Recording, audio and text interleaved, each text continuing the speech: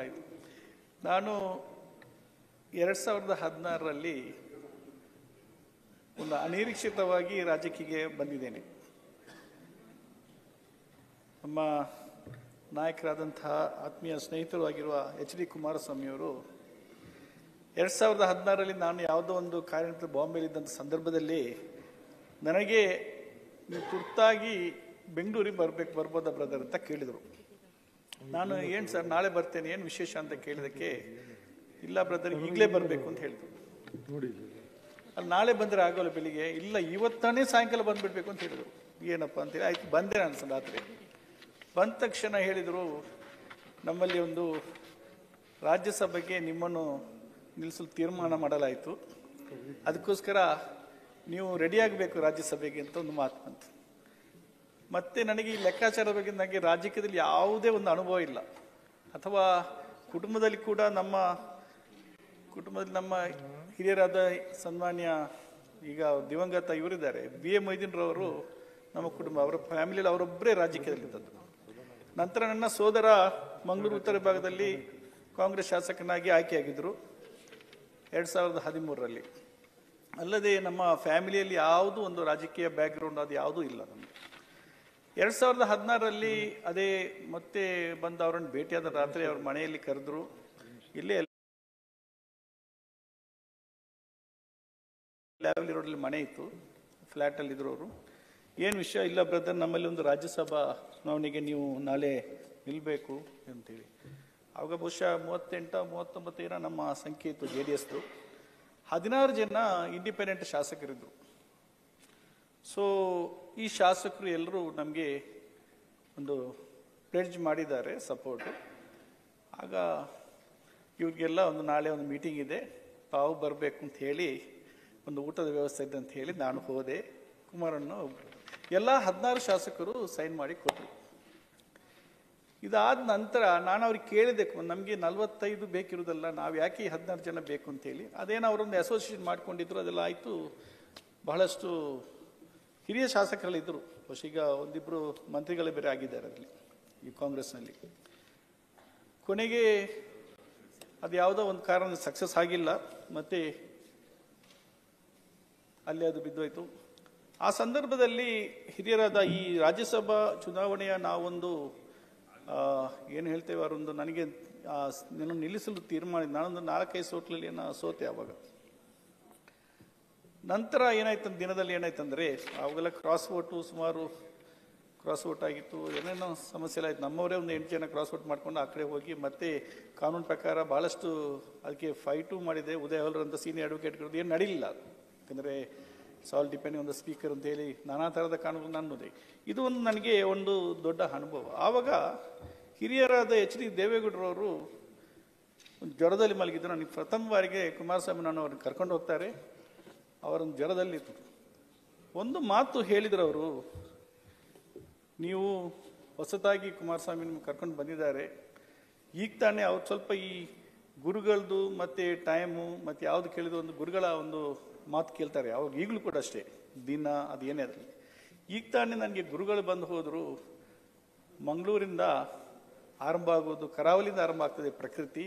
ಆ ಪ್ರಕೃತಿಯಿಂದ ಅಲ್ಲಿ ನಿಮಗೆ ಒಬ್ಬರು ಮುಸಲ್ಮಾನರು ಅಲ್ಪಸಂಖ್ಯಾತ ಒಬ್ಬರು ಬರ್ತಾರೆ ನಿಮ್ಮ ಪಾರ್ಟಿಗೆ, ಅದು ನಿಮ್ಮ ಪಾರ್ಟಿ ಒಳ್ಳೆಯದು ಅಂತ ಈ ಮಾತು ಅವರು ನನ್ನ ಬೆಡ್ಡಲ್ಲಿ ಕೂತ್ಕೊಂಡೆ. ಅವರು ಚೆನ್ನಮ್ಮರವರು ಇದ್ದರು, ಅವರು ಹೇಳಿಬಿಟ್ಟು, ನೀವು ದಯವಿಟ್ಟು ನೀವು ಸೋಲ್ತೀರಾ ಗೆಲ್ತೀರಾ, ನನ್ನನ್ನು ಕೈ ಬಿಟ್ಟು ಹೋಗಬಾರ್ದು ಅಂತೇಳಿ ಒಂದು ಮಾತು ಹೇಳಿದರು.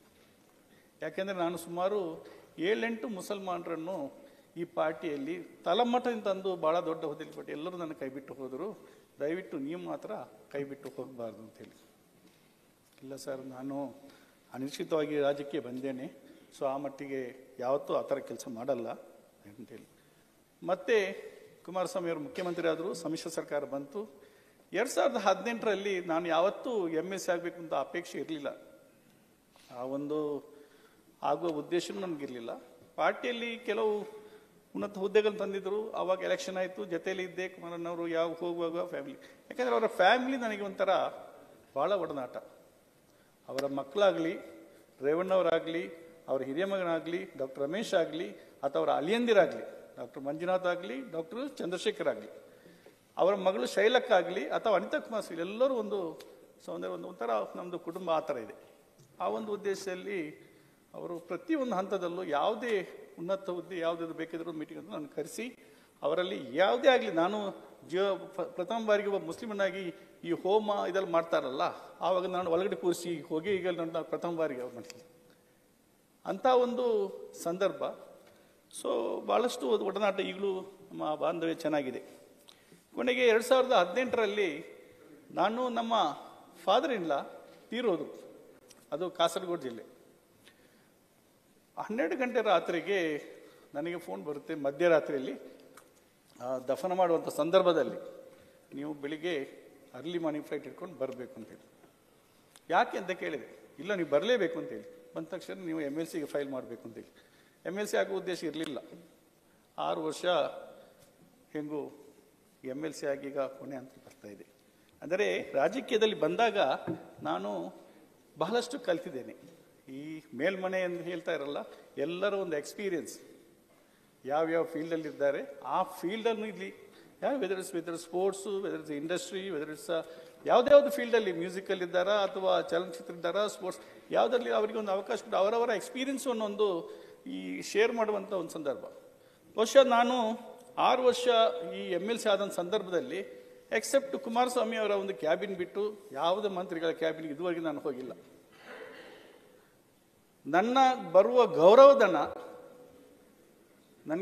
ಗೌರವಧನ ಆಮೇಲೆ ನನಗೆ ಬರೋದು TADA ಇದುವರೆಗೆ ನಾನು ₹1 ಎಲ್ಲ ಬಡವರಿಗೆ ಅದಕ್ಕೋಸ್ಕರ ಮೀಸಲಿಟ್ಟಿದ್ದೇನೆ ಹೊರತು ಯಾವುದೇ ನನ್ನ ಗ್ರ್ಯಾಂಟಲ್ಲಿ ಆಗಲಿ ನಾನು ಇವತ್ತು ಕೂಡ ₹1 ನಾನು ಇಟ್ಟಿಲ್ಲ. ಒಂದೇ ₹1 ಕೂಡ. ತಾವು ಸಭಾಧ್ಯಕ್ಷರಾದ ಸಂದರ್ಭದಲ್ಲಿ ನನಗೆ ಒಂದು ಅವಕಾಶ ಕೊಟ್ರಿ, ಭರವಸೆ ಸಮಿತಿ ಅಧ್ಯಕ್ಷರಾಗಿ ಬಹಳಷ್ಟು ಕೆಲಸ ಮಾಡಲಿಕ್ಕೆ ಒಂದು ಅನುಕೂಲ ಆಯಿತು. ಈಗ ರುದ್ರೇಗೌಡರಿದ್ದಾರೆ, ನಮ್ಮ UB ವೆಂಕಟೇಶ್ ಅವರಿದ್ದಾರೆ, ಹಾಗೆ ತೇಜಸ್ವಿನಿ ಗೌಡರಿದ್ದಾರೆ, ಮತ್ತು ತಾವು ಇವರು ಇದ್ದರು, ಯಾರು ತಿಪ್ಪೇಸ್ವಾಮಿ ಅವರಿದ್ದರು. ಒಂದು ಒಳ್ಳೆ ಎಕ್ಸ್ಪೀರಿಯನ್ಸು. ಬಹುಶಃ ಒಂದು 3 ವರ್ಷ ನನಗೆ ಒಂದು ಅವಕಾಶ ಸಿಕ್ಕಿತ್ತು ಅದರಲ್ಲಿ. ಆ ಅವಕಾಶದಲ್ಲಿ ನಾವು ಸಾಕಷ್ಟು ಏನೇನಾಗಬೇಕು ಕೂಲಂಕುಷವಾಗಿ ನಾವು ಸ್ಟಡಿ ಮಾಡಿ ಯಾರ್ಯಾರಿಗೆ ಏನೇನು ಆಗಬೇಕು, ಯಾರ್ಯಾರಿಗೆ ಏನು ನನಗೆ ನಮ್ಮ ತಲ್ವಾರ್ ಸಾಬಣ್ಣವರು ಅವರು ಮತ್ತು ತಿಪ್ಪಣ್ಣ ಅವರಿದ್ದಾರೆ. ತಿಪ್ಪಣ್ಣ ಹೋದ್ರಾ? ಅವ್ರು ತಮ್ಮ ಬಗ್ಗೆ ಬಂದು ಕಂಪ್ಲೇಂಟು ಕೊಟ್ಟರು, ನಮಗೆ ಅವಕಾಶ ಕೊಡಲ್ಲ ಮಾತಾಡಲಿಕ್ಕೆ, ಬರೀ ತೇಜಸ್ವಿ ಗೌಡ್ರೆ ಮಾತಾಡ್ತಿರ್ತಾರೆ ಹಾಗೆ ಹೀಗಂದೆ. ಅದರಲ್ಲಿ ಕೆಲವರು ಭಾಳ ಗಲಾಟೆಗಳಾಗ್ತಾ ಇತ್ತು. ತಮಗೆ ಗೊತ್ತಿದೆಯಲ್ಲ, ನೀವೇನು ಯಾರು ಅವಕಾಶ ಕೊಡಲ್ಲದೆ ಹಾಗೆ ಹೀಗೆ ಅಂತ ಹೇಳಿ ಇಂಥ ಸಂದರ್ಭ ಬಂತು. ನಾವು ಒಟ್ಟಿಗೆ 4 ಸಲ ಮಂಗಳೂರಿಗೆ ಟೀಮ್ ಕರ್ಕೊಂಡು ಹೋಗಿದ್ದೆವು. 3 ದಿವಸ ಕ್ಯಾಂಪ್ ಮಾಡಿ ಅಲ್ಲಿರುವ ಎನ್ವೈರ್ಮೆಂಟು, ಬಹುಶಃ ನಾನು ರಿನ್ಯೂಬಲ್ ಎನರ್ಜಿ ಫೀಲ್ಡಲ್ಲಿ ಬಂದವಂತವ, ಆಮೇಲೆ ಇಂಡಸ್ಟ್ರಿಯಲ್ ಸ್ವಲ್ಪ ಬ್ಯಾಕ್ಗ್ರೌಂಡ್ ಇದ್ದಂಥವ. ಸೊ ಆವನ್ನು ಉಪಯುಕ್ತವಾಗಿ ನನಗೆ ಎಷ್ಟು ಸಾಧ್ಯ ಉಂಟು ಈ ಸರ್ಕಾರಕ್ಕೆ ಇದು ಮಾಡುವಂಥ ಈ ಉದ್ದಿಮೆಗೆ ಅಥವಾ ಸಹಕಾರದ ಎಷ್ಟು ಅಂತೇಳಿ ನನ್ನ ಜೀವಮಾನದಲ್ಲಿ ನಾನು ಈ ಸಭೆಯಲ್ಲಿ ಕಂಡದ್ದು ಒಂದು ನನಗೆ ಬೇಸರ ಸಂಗತಿ. ಅದು ನನ್ನ ಜೊತೆ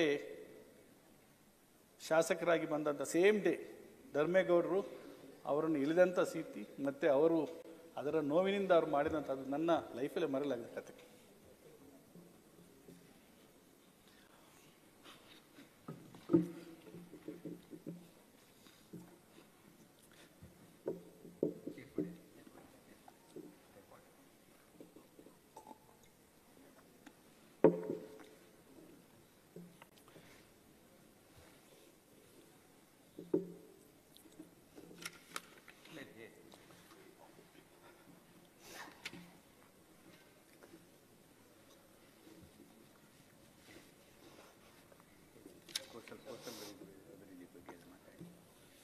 ನಂತರ ಯಾಕೆಂದರೆ ಅವರ ಆ ರೀತಿ ಕೆಳಗಡೆ ಇಳಿಸಿ ಮತ್ತು ಅವರು ಆ ನೋವಿನಿಂದ ನನ್ನ ಜೊತೆ ಆದವರು ಲಾಸ್ಟ್ ಮೂಮೆಂಟಿಗೆ ಅವರಿಗೆ ಇದು ಅವರ ಬೆಳಿಗ್ಗೆ 10 ಗಂಟೆಗೇನೋ ಅವರ ಹೆಸರು ಫೈಲ್ ಆಯಿತು. 1 ಗಂಟೆ ಫೈಲ್ ಮಾಡೋ ಸಂದರ್ಭ. ಅವರು ಭಾಳ ಒಂದು ಸೌಜನ್ಯದ ಮನುಷ್ಯ, ಬಹಳ ಸೈಲೆಂಟ್ ಆಗಿದ್ರು. ಎನಿವೆ, ಸೊ ಅದು ಒಂದು ದೊಡ್ಡ ಆಘಾತದ ಇದು ನಾನು ನೋಡಿದ್ದೇನೆ. ಮತ್ತು ಈ ಕರಾವಳಿಯ ಬಗ್ಗೆ ನಾನು ಬಹಳಷ್ಟು ಈಗ ತಾನೇ ನಮ್ಮ MB ಪಾಟೀಲ್ ಸಾಹೇಬ್ ಇದ್ದಾರೆ, ಕರಾವಳಿಗೆ ಹೆಂಗೆ ನೀವು ಕನೆಕ್ಟ್ ಮಾಡಬೇಕು, ಬಜೆಟ್ ಅಧಿವೇಶನ ನಾನು ಆಗಾಗ ಮಾತನಾಡುವ ಅಲ್ಲ, ತಮಗೂ ಹೇಳಿದೆ ನನಗೆ ಒಂದು ಅವಕಾಶ ಕೊಡಿ ಮಾತನಾಡಲಿಕ್ಕೆ. ನಾನು ಆಗಾಗ ಬಂದು ಈ ತೊಂದರೆ ಮಾಡಿ ಇವ್ರನ್ನ ಮಾಡುವಂಥ ಮನುಷ್ಯನೇ ಅಲ್ಲ. ಕೆಲವೊಂದು ಉನ್ನತ ಯಾವುದೊಂದು ಸರ್ಕಾರಿಗೆ ಆಗುವಂಥ ಅನುಭವಗಳು, ನಮ್ಮ ಸಾರ್ವಜನಿಕ ಆಗುವಂಥ ಅನುಭವಗಳು ಅಂದ್ಕೊಂಡಾಗ ತಮ್ಮ ಮುಂದೆ ಒಂದು ಹೇಳುವಂಥ ಅವಕಾಶ ನನಗೆ ಇತ್ತು.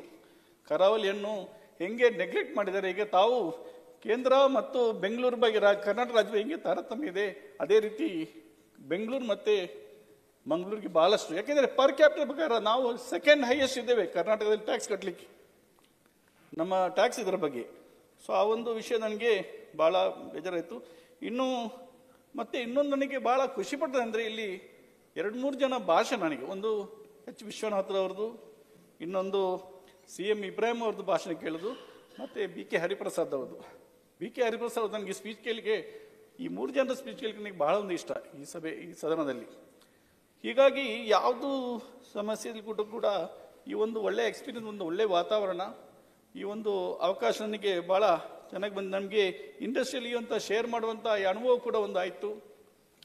ಈಗ ಇದು ಒಂದು 6 ತಿಂಗಳು, ಬಹುಶಃ ಅಲ್ಲಾಹು ಭಗವಂತ ನಮಗೆ ಆಲ್ಮೈಟಿ ಅಲ್ಲ ಅವರ ಕೃಪೆಯಿಂದ ಇಲ್ಲಿವರೆಗೆ ಇದು ಬಂತು.